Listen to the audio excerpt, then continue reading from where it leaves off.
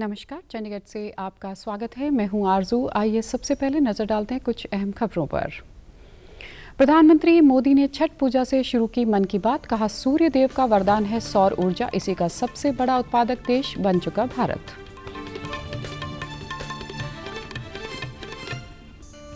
हरियाणा में पंचायती राज चुनाव का मतदान जारी। दोपहर 3 बजे तक 50% से ज्यादा हुआ मतदान। और देश के विभिन्न भागों में श्रद्धा और आस्था के साथ मनाया जा रहा है महापर्व छठ। अब समाचार विस्तार से। प्रधानमंत्री नरेंद्र मोदी ने आज अपने मासिक रेडियो कार्यक्रम मन की बात की 94वीं कड़ी को संबोधित किया। प्रधानमंत्री ने अपने संबोधन की शुरुआत छठ पर्व की शुभकामनाओं के साथ की। पीएम ने कहा कि मेरी कामना है कि छठ मैया सबकी समृद्धि व सबके कल्याण का आशीर्वाद दे। आज बिहार और पूर्वांचल के लोग देश के जिस भी कोने में हैं, वहां धूमधाम से छठ का आयोजन हो रहा है। दिल्ली, मुंबई समेत महाराष्ट्र के अलग अलग जिलों और गुजरात के कई हिस्सों में छठ का बड़े पैमाने पर आयोजन होने लगा है। आजकल हम देखते हैं विदेशों से भी छठ पूजा की कितनी भव्य तस्वीरें आती हैं। यानी भारत की समृद्ध विरासत, हमारी आस्था दुनिया के कोने कोने में अपनी पहचान बढ़ा रही है। इस दौरान पीएम ने कहा कि सूर्य देव का वरदान है सौर ऊर्जा। सोलर एनर्जी आज ऐसा विषय है जिसमें पूरी दुनिया अपना भविष्य देख रही है। भारत आज अपने पारंपरिक अनुभवों को आधुनिक विज्ञान से जोड़ रहा है, तभी आज हम सौर ऊर्जा से बिजली बनाने वाले सबसे बड़े देशों में शामिल हो गए हैं। उन्होंने कहा कि क्या आप कभी कल्पना कर सकते थे कि आप महीने भर बिजली का उपयोग करें और आपका बिजली का बिल आने की बजाय आपको बिजली के पैसे मिले।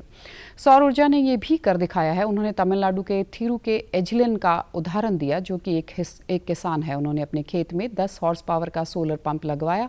अब उन्हें अपने खेत के लिए बिजली पर कुछ खर्च नहीं करना होता है। आपने कुछ दिन पहले देश के पहले सूर्यग्राम गुजरात के मोढेरा की खूब चर्चा सुनी होगी। मोढेरा सूर्यग्राम के ज्यादातर घर सोलर पावर से बिजली पैदा करने लगे हैं। अब वहां के कई घरों में महीने के आखिर में बिजली का बिल नहीं आ रहा, बल्कि बिजली से कमाई का चेक आ रहा है। ये होता देख अब देश के बहुत से गांवों के लोग मुझे चिट्ठियां लिखकर कह रहे हैं कि उनके गांव को भी सूर्यग्राम में बदला जाए। उन्होंने कहा कि आपने कुछ दिन पहले देश के पहले सूर्यग्राम गुजरात के मोढेरा की खूब चर्चा सुनी होगी। मोढेरा सूर्यग्राम के ज्यादातर घर सोलर पावर से बिजली पैदा करने लगे हैं। वहां घरों में बिजली बिल नहीं आ रहा, बल्कि बिजली से कमाई का चेक आ रहा है। प्रधानमंत्री नरेंद्र मोदी ने कहा कि अभी मैं आपसे सूरज की बातें कर रहा था, तब मेरा ध्यान स्पेस की तरफ जा रहा है। वो इसलिए क्योंकि हमारा देश सोलर सेक्टर के साथ ही स्पेस सेक्टर में भी कमाल कर रहा है। दिवाली से एक दिन पहले भारत ने एक साथ 36 सैटेलाइट अंतरिक्ष में स्थापित किए हैं। इसलिए मैंने सोचा मन की बात के श्रोताओं को यह बताकर मैं उनकी भी खुशी बढ़ाऊं। मुझे वो पुराना समय भी याद आ रहा है जब भारत को क्रायोजेनिक रॉकेट टेक्नोलॉजी देने से मना कर दिया गया था। भारत के वैज्ञानिकों ने न सिर्फ स्वदेशी तकनीक विकसित की, बल्कि आज इसकी मदद से एक साथ दर्जनों उपग्रह अंतरिक्ष में भेज रहे हैं। प्रधानमंत्री ने स्टूडेंट पावर के बारे में बातचीत की और कहा कि यह भारत को ताकतवर बनाने का आधार है। आज मलोया के स्मॉल फ्लैट में चंडीगढ़ के स्थानीय निवासियों ने सुबह 11 बजे से मन की बात कार्यक्रम को सुना। इस दौरान मौजूदा लोगों ने कहा कि प्रधानमंत्री अपने इस कार्यक्रम के माध्यम से आम जन से सीधे जुड़ते हैं और उनके छोटे छोटे शहरों के मुद्दों को भी कार्यक्रम में शामिल करते हैं, इसलिए उनको सुनना अच्छा लगता है। इस दौरान कुछ लोगों ने प्रधानमंत्री मोदी के सोलर ऊर्जा के बारे में बताने पर कुछ लोगों ने अपने घरों में भी सोलर पैनल लगाने की इच्छा जाहिर की। आज मेरे को जो सबसे ज़्यादा प्रभावित किया, उन्होंने जो सोलर एनर्जी के बारे में उपयोग बताया, उन्होंने उसके बारे में मेरे को बहुत ज्ञान मिला और मैं बहुत उत्साहित हूँ सोलर एनर्जी को लेकर। और मेरे भी मन में है कि मैं अपने मोहल्ले में, अपने घर में सोलर एनर्जी को लगवाऊं और बिजली की बचत करूं और देश में अपना योगदान दूं। मैं तो ये चाहती हूँ कि सर वो चंडीगढ़ में भी आप लगवाओ तो बिजली का बिल बहुत कम हो जाएगा। और ये आप बहुत अच्छा कर रहे हो। जब भी आप मन की बात करते हो बहुत हौसला मिलता है और कुछ ना कुछ नया करने की एक प्रेरणा होती है। इस दौरान मौजूद चंडीगढ़ के भाजपा अध्यक्ष शरण सूद ने लोगों को छठ पर्व की बधाई दी और कहा कि आज पर्व के बावजूद इतने लोग प्रधानमंत्री की मन की बात कार्यक्रम को सुनने पहुंचे, जो दिखाता है कि वे सरकार के कार्यों से कितने प्रभावित हैं।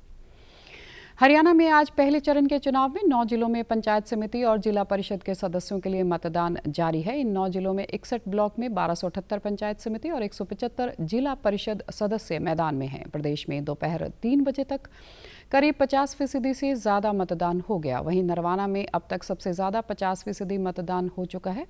इसके बाद पंचकुला में भी मतदान जोर शोर से जारी है। 9 जिलों में 6019 पोलिंग बूथ बनाए गए हैं। मतदान शाम 6 बजे तक होना है। दूसरे और तीसरे चरण के मतदान के बाद 27 नवंबर को सभी 22 जिलों में पंचायत समिति सदस्यों व जिला परिषद सदस्यों के मतों की गणना करके सभी नतीजे एक साथ घोषित किए जाएंगे। पहले चरण में भिवानी, झज्जर, जींद, कैथल, महेंद्रगढ़, नूंह, पंचकुला, पानीपत और यमुनानगर में मतदान हो रहा है। जिला परिषद और पंचायत समिति चुनाव में पहली बार वोटिंग के लिए ईवीएम का इस्तेमाल हो रहा है। वहीं इस बार पंचायत चुनाव की गतिविधियां म्हारी पंचायत पोर्टल पर देखी जा सकती हैं।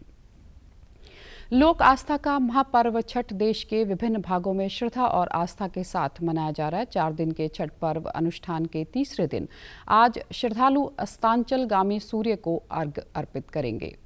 विक्रम संवत के कार्तिक माह में मनाए जाने वाले छठ पर्व जीवन के लिए सूर्य और धरती के प्रति आभार व्यक्त करने का अवसर है। राष्ट्रपति और उपराष्ट्रपति ने छठ पूजा के शुभ अवसर पर लोगों को बधाई दी। राष्ट्रपति द्रौपदी मुर्मू ने एक ट्वीट में कहा कि यह दिन भगवान सूर्य की पूजा करते हुए प्रकृति के प्रति आभार व्यक्त करने का एक अनूठा उदाहरण है। वहीं उपराष्ट्रपति जगदीप धनखड़ ने ट्वीट में लिखा कि यह त्योहार समाज में खुशियों की भावना को आगे बढ़ाए और सभी के दुखों को दूर करे।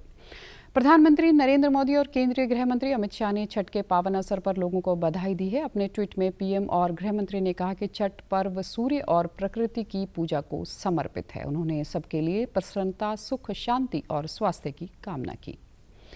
चंडीगढ़ के सेक्टर 42 की झील पर छठ पूजा के लिए विशेष प्रबंध किए गए हैं। यहाँ पहुंचकर लोग शाम को ढलते सूर्य को अर्घ्य देंगे। केंद्रीय सूचना व प्रसारण और खेल मंत्री अनुराग ठाकुर ने कहा कि भाजपा हमेशा विकास करती रही है और कांग्रेस विरोध करती आई है। केंद्रीय मंत्री कल शिमला में आयोजित कार्यक्रम में पहुंचे थे। इस दौरान उन्होंने कहा कि भाजपा ने हमेशा ही सबका साथ, सबका विकास और सबका प्रयास के संकल्प के साथ जन कल्याण को लक्ष्य बनाकर कार्य किया है। समाज के हर तबके और समुदाय का समर्थन भाजपा को मिल रहा है।